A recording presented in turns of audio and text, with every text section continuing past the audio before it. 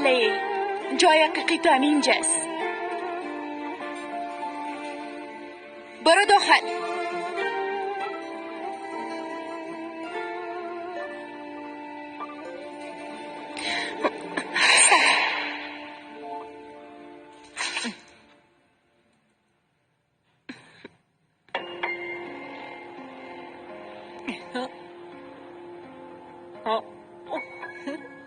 وای دخترک چالاک بالاخره اینجا آمد.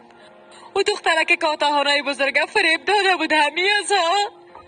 این چهرهشه که ببینم خوب فکر نمیکنم این کار کده باشه.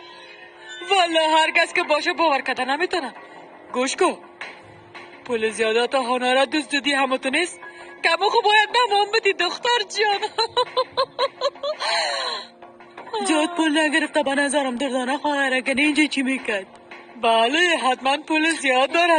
اگه کم شورش بدیم 5 یا 10 هزار خو برای ما خود داد.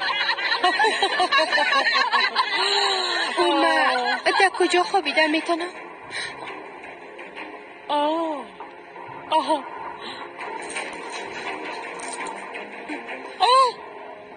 دختر نازانه گپ زد.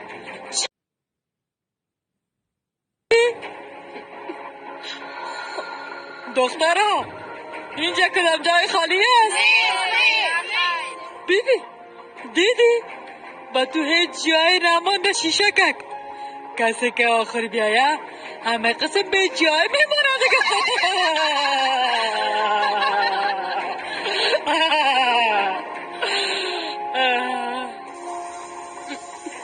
بیا اونجا جای است بخواب. تو حال اونجا بخواب باز مبرد یک جای دیگه جور میکنم. اینجا خود تخت نیست. مجبور استی دخترم.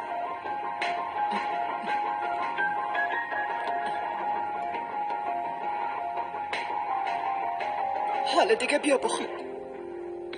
تشکر.